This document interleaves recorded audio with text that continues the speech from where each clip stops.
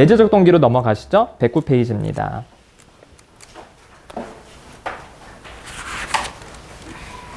근데 제가 뭐 일부러 그러는 거 아닌데 이제 진심도 있는데 이제 사람들이 이제 상담 받으러 이렇게 오면은 이제 제가 이렇게 물어요. 왜 상담 받고 싶냐? 이렇게 물으면은 너무 힘들대요. 그럼 제가 이제 진심으로 그런 얘기를 해요. 당신이 힘들어서 상담 받고 싶으면은 상담 받지 마라. 상담 받으면 더 힘들다. 우리 마음에 힘든 것들을 우리는 그동안 안 보고 살았는데 안 보고 살만하니까 산 거다. 그렇잖아요. 근데 그걸 다시 꺼집어내면은 너무너무 고통스러워진다. 그게 더 힘들다. 제가 그러다가 상담 받다가 들어봤다는 사람들도 많이 봤거든요. 집단을 하다가도 집단하면서 이제 갈등이 올라왔을 때 그걸 직면하는 게 무서우니까 도망가는 사람도 많이 봤고. 그런 면에서 진짜 웬만하면 하지 마라 이렇게 얘기하는 거. 근데 또 한편으로는 그런 말을 하면요. 이 사람들의 동기를 더 자극하는 효과도 있어요. 너 하지 마라 그러면 선생님 왜 하지 말라 그래요? 그럼 오히려 더 하고 싶어지는 거야.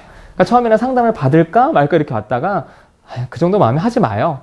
그러면은 더 열심히 하는 사람들도 있습니다. 그런 것도 일종의 반발심이죠. 자, 109페이지 보겠습니다. 2010년 전 세계 주요 신문은 미국 하버드 경제학자 프라이어의 연구가 무의로 돌아갔다는 기사를 실었다.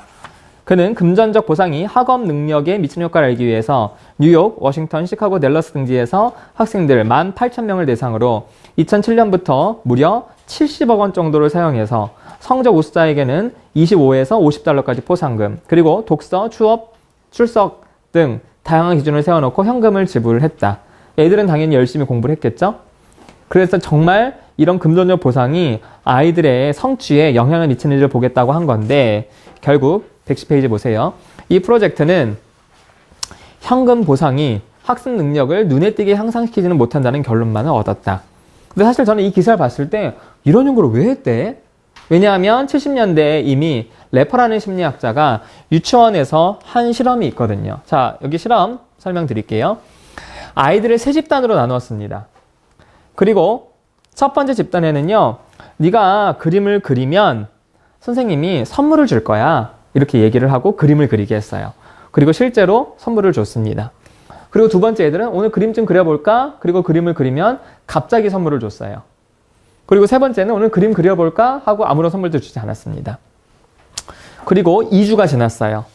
그리고 2주 후 자유시간에 너네들이 원하면 그림 그려도 되고 블록놀이 해도 돼. 하고 싶은 거 해라 라고 했을 때 갑자기 보상을 받았던 아이들과 보상을 받지 않았던 아이들은 17에서 18% 정도가 그림 그리기를 다시 했어요. 그런데 보상을 받을 거를 알고 그림을 그려서 결국 보상을 받은 애들은 9%밖에 그림을 그리지 않았어요. 왜 이 차이가 났습니까? 2배로 왜 이 애들이 그림을 더 많이 그렸죠? 여기는 왜 이 애들보다 반밖에 그림을 안 그렸습니까? 바로 보상 때문에 그림에 대한 내재적 동기, 흥미, 자발성이 사라진 겁니다. 그래서 내재적 동기는요, 내면의 흥미와 즐거움입니다. 근데 그런 것들은 외부에서 동기가 주어지면 살아나는 게 아니라 외부에서 동기가 주어지면 이게 사라져요. 반대로 외부의 동기가 없으면 이게 살아나기도 합니다. 그렇다면 왜 이런 일이 벌어졌느냐? 과잉정당화. 자, 과잉정당화는요, 지나친 정당화가 내재적 동기를 감소시켰다는 건데 아이들이 그림을 그리고 보상을 받았을 때는 내가 왜 그림을 그렸지에 대해서 정당화할 수 있는 이유가 두 개가 있습니다. 첫 번째로 내가 그림을 좋아하니까. 두 번째로는 선물 때문에. 그러니까 내가 행동하는 이유가 두 개잖아요. 그러니까 이 두 개가 나한테 영향을 미치니까 내가 좋아서 그림 그리는 거라는 그런 영향력은 반으로 줄어드는 겁니다. 이해하시죠? 이유가 두 가지니까 이 설명량이 반반씩만 차지하는 거예요. 그런데 얘네들은 그림 때문에, 보상 때문에 그림을 그린 게 아니잖아요.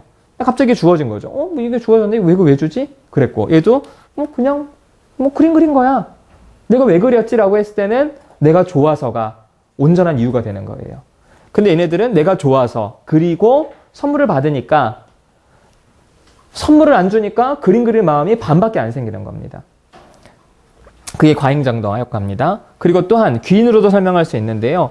내가 왜, 좀 비슷한 얘기긴 한데 내가 왜 그림을 그렸지? 보상 때문에 그림을 그렸거나 라고 하는 겁니다. 그래서 참 재밌는 게 뭐냐면은 어떤 외부적인 이유들이 들어오잖아요. 그러면 우리 내면의 이유들은 정말 많이 사라지는데요. 이것도 영상 하나 보실게요. 애들이라 그럴까요? 사람도 그래요, 사람도. 돈을 안 받는 자원봉사는 굉장히 열심히 합니다. 근데 돈 받는 일은 돈을 안 주면 안 해요. 자원봉사는 돈을 안 받는데도 열심히 하죠. 그래서 우리의 내재적 동기는 외부의 보상에 의해서 손상이 된다. 그래서 아이들한테 공부 딱 흥미 잃게 하는 방법 확실한 거 있어요. 공부할 때마다 돈 주는 거예요. 엄마가 돈 줄게. 아이고 공부 잘했다. 돈. 성적 잘했어. 돈. 그럼 애들이 나중에 그래요. 얼마 줄 건데? 내 공부하면 이래요. 무슨 돈이야. 그냥 네가 해. 네가 원해서 공부는 안 해. 이렇게 이제 하는 거예요. 그래서 애들이 마땅히 해야 될 일에 부모들이 돈을 주거나 보상을 해주는 거는요. 전혀 오히려 애들한테 큰 독이 될 수 있는 겁니다.